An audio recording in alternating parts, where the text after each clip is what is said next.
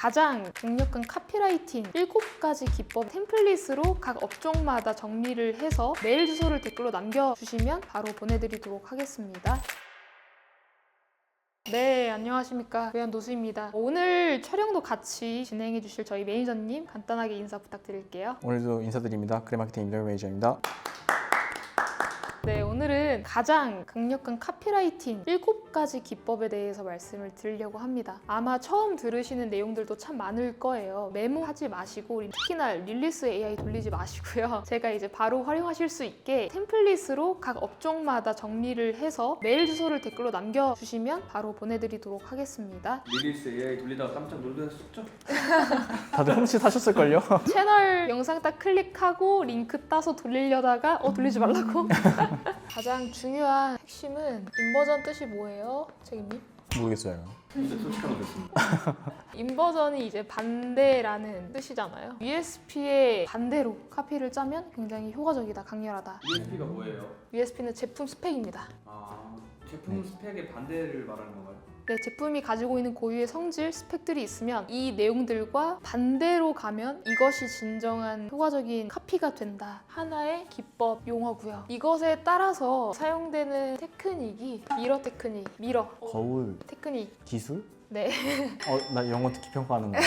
미러 테크닉을 적용을 해서 인버전 USP라는 기법에 대해서 말씀을 드리는 거고요. 이것에 이제 하위 기법이 7가지가 있고 각각 기법별로 예시안을 하나씩 곁들여서 말씀을 드릴 거예요. 우리 브랜드에는, 우리 제품에는 고객이 좋아할까? 이런 거 생각을 하면서 들어주시면 좋을 것 같아요. 그래서 릴리스 AI를 돌리지 말라라고 말씀을 드리는 겁니다. 템플릿 다 보내드릴 거예요. 그래서 첫 번째, 반사기 대 역설 카피. 이것의 이제 주요 맹점은 우리가 가지고 있는 익숙함이 있잖아요. 이것을 180도 전환을 해서 몰입을 유도를 하는 겁니다. 예시 카피로 말씀을 드리면 여기서는 감정 동요를 불러 일으켜야 된다라고 말씀을 드리거든요. 예를 들어서 살을 빼야 돼요. 다이어트에 대한 니즈가 있고, 그런데 여기서 우리 1번에 대한 기법을 적용해서 쓸 수 있는 카피가 살 뺄 생각이 없었는데 살이 빠졌다. 요즘 많이 보이는 전략이기도 할 거예요. 소소 이런 거 많이 나와요. 그렇죠. 그냥 먹다 보니까 살 빠졌어요. 그쵸. 캡처해놓은 게 있는데 아이유백이 굉장히 유명하잖아요. 옆으로 누워 자는 사람한테 최적화된 베개다 카피가 있더라고요. 그래서 그 영상도 굉장히 재밌게 봤고 녹화를 떠놨고요. 그리고 이제 두 번째 기법, 기대 착시. 전환을 불러 일으킬 수 있는 카피입니다. 의도적으로 오해를 불러 일으키고요. 반전을 제공하는 겁니다. 그러다 보니까 전환 카피라고 칭하는 게 클릭도 당연히 이제 많이 발생을 하고요. 그리고 내가 액션을 유도를 하고자 하는 것에 대해서 고객들이 순순히 좀 잘 따르는 경향을 보이는 기법이에요. 맛집 쇼츠 같은데? 사장님 미쳤어요. 하시면 난리 납니다. 공장이 망했어요. 사장님 오늘까지만 하신대요. 피디님 쇼츠 만드셔도 될 것 같은데요? 너무 많이 봐서 이제 사장님 얘기 나면 그냥 넘겨요. 다 바이럴이죠. 네.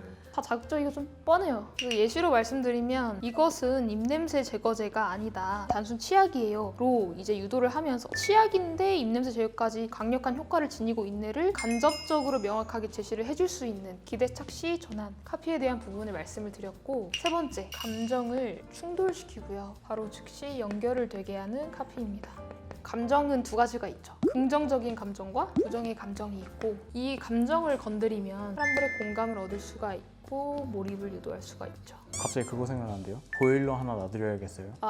굉장히 좋아요. 예를 들어서 다이어트라고 했을 때 나의 청춘을 잃을 뻔했다. 근데 A라는 제품으로 나의 청춘을 찾았다. 이런 식으로 감정을 서로 충돌시키고 바로 이제 전환으로 연결되게 하는 카피. 그다음에 네 번째, 사용 카피라고 봐주시면 돼요. 감정이입을 유도한다. 이런 기법 같은 경우는 MBTI로 따지면 현실적인 사람보다는 좀 감정에 동요하는 F 유형의 사람들이 이러한 카피를 많이 봤을 때 아마 충동 구매를 많이 할 거예요. 그래서 이 4번 같은 경우는 감정이입을 유도를 하고 고객의 삶을 굉장히 생생하게 표현을 해요. 약간 다큐멘터리 같은 느낌의. 그쵸. 그래서 이것은 내 얘기다 라고 느껴질 수 있게끔. 버스 광고네요. 직장 상사한테 깨졌다. 맞아요. 코스메틱 업종이 성수기잖아요. 여름 같은 경우는 특히나 옷은 가벼워지기 때문에 화장에 더 집중하게 되고, 그래서 코스메틱 업종에 일하시는 인하우스 마케터분이 이걸 보신다면 꼭 한번 집중을 해서 봐주셔야 돼요. 예를 들어서 출근 전에 화장을 했는데 했는데 출근을 하니까 화장이 지워졌어요. 그래서 고객의 삶을 연결을 시켜서 감정이입이 되게끔, 그래서 아 이거 내 얘긴데 한번 어떤 제품인지 볼까? 그래서 이것을 가장 잘 활용을 하는 곳들이 색조 쪽이기도 하고 유아용품 쪽. 이 매트라고 하면 층간소음을 겪을 수 있는 그런 애로사항들을 좀 풀어서 얘기를 하고, 그것 때문에 받게 될 고객이라고 하면 부모님들, 이런 카테고리의 유형에서도 수사형 카피를 이용하면 된다.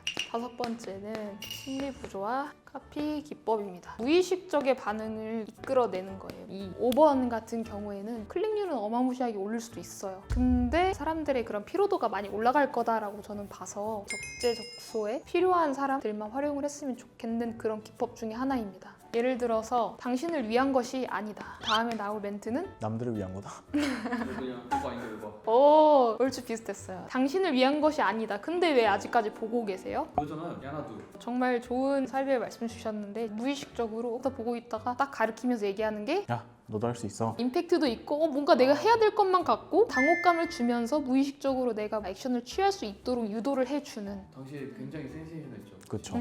그리고 6번째, 비교 압축 카피. 6번째 같은 경우는 우리가 이제 흔히 잘 하는 수치를 쓰거나 숫자 놀이를 하거나 몇 개가 팔렸다, 만족도가 몇 점이다, 이런 이제 기본적인 부분, 그 다음에 그래프화 시켜가지고 상세 페이지에 넣든 뭐 카피를 짜든 그런 부분들, 그리고 비교를 맹점으로 잡아서 예시를 말씀을 드리면 매니저님이 지금 현재 가장 불편한 게 있어요. 지금 콧물이 계속 나잖아요. 그래서 만약에 그것을 제가 10초 만에 해결을 해줄 수가 있어요. 아니면 그냥 하루 종일 불편해야 돼요. 그럼 뭘 선택하실래요? 라는 카피예요. 그런 식으로 바로 행동을 유도할 수 있는 카피다. 그래서 이거 같은 경우는 필요한 사람이 있다. 매니저님처럼 지금 당장 난 이게 굉장히 불편해. 그럴 때 이 6번에 대한 카피 기법을 활용을 한다라고 하면 곧바로 이제 그 사람의 구매를 유도를 할 수 있는, 그게 보통 우리는 충동성 구매라고 하죠. 1인칭 호소.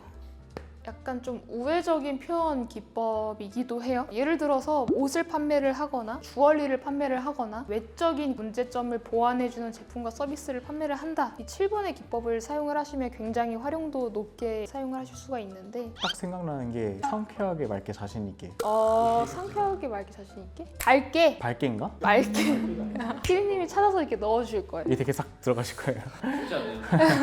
그래서 1인칭 호소용 카피 같은 경우는 의류나 보여지는 것, 몸매, 주비스 아니야 주비스? 그쵸. 주비스도 많이 밀었던 게 나는 그대로인데 사람들의 반응이 달라졌다 라는 부분으로 좀 우회해서 진짜 나도 그렇게 될 수 있을까? 라는 그런 파워풀한 가능성을 선사해주는 기법이 7번입니다. 7번이 생각나는 게 꽤 많네요. 서울사이버대학.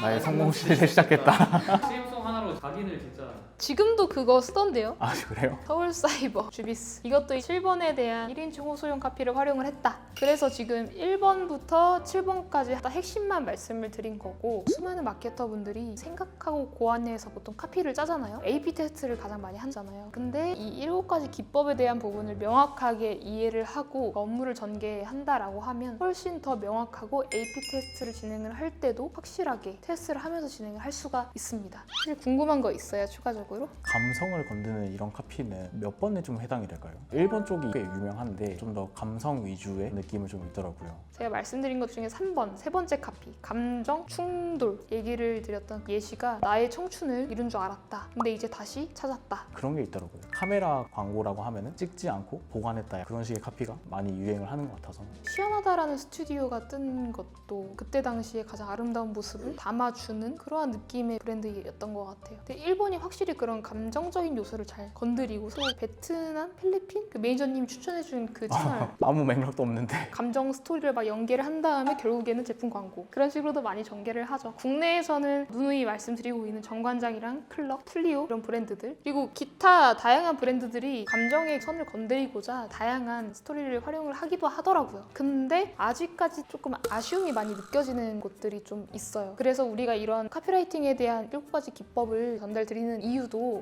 잘 팔리기 위해서 소비자분들을 그냥 단순히 후킹하자라는 맹점으로 카피라이팅에 대해서 말씀을 드리는 게 아니다. 내 좋은 제품을 더 확실하게 잘 알려서 많은 사람들이 사용을 해보게 하기 위한 하나의 광고 전략이 카피라이팅. 카피라이팅이 확실히 많이 중요한 것 같아요. 저스트 두잇, 이 짧은 카피 하나만으로도 브랜드의 페르소나라든지 이런 걸 확 강화시켜줄 수 있고, 어떠한 이미지를 전달을 해주고 싶다든가 이런 것들이 다 함축적으로 딱 묶여있기 때문에 좋은 카피 하나 제대로 만들어두면 진짜 평생 쓰죠. 맞습니다. 참고로 저스트 두잇은 슬로건이에요. 카피가 아니었구나.